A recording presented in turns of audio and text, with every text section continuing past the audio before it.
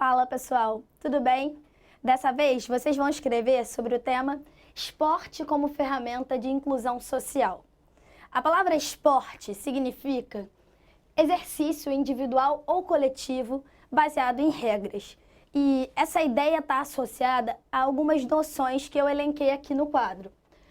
Competição, superação não só do outro, mas de si próprio, diversão e desgaste físico e mental. O termo ferramenta é sinônimo de instrumento, ou seja, um meio para se alcançar algum objetivo.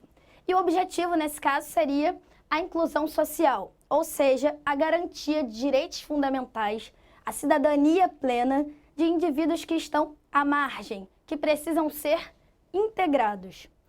Qual seria o problema?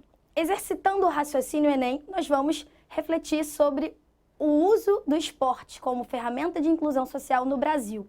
Infelizmente, esse potencial do esporte para promover a inclusão social é subaproveitado aqui na sociedade brasileira. E o que explica isso? Em primeiro lugar, você poderia apontar a precariedade do ensino de educação física em muitas escolas. Muitas escolas não têm nem sequer professor de educação física. Muitas não têm quadras, equipamentos.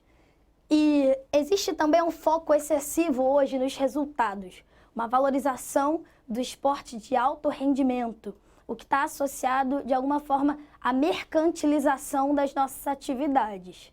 Além disso, você poderia abordar no seu texto a pouca noção da importância do esporte, que existe, infelizmente, ainda no Brasil.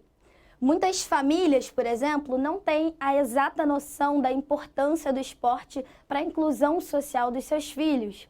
E isso gera, por exemplo, a falta de parceria entre as famílias e as escolas, para que o esporte atue, de fato, como uma ferramenta de inclusão social.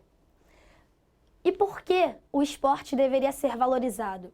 Qual é o seu potencial positivo? De que forma a inclusão social pode colaborar para o indivíduo? O indivíduo é educado de forma ética e moral por meio do esporte, por exemplo. Ele se torna uma pessoa que sabe trabalhar em equipe, ele se torna uma pessoa que sabe ganhar e perder, sabe lidar com derrotas na vida. E essas habilidades são importantes, por exemplo, para o mercado de trabalho, são importantes para o desenvolvimento dos relacionamentos pessoais também, não apenas profissionais. Além disso, se o esporte atua como ferramenta de inclusão social, isso é uma forma de prevenção à criminalidade. Essa é uma maneira de nós colocarmos em prática essa lição de Pitágoras. Eduquem as crianças e não será necessário castigar os homens. Bom, façam uma excelente redação e tenham uma ótima semana. Um abraço.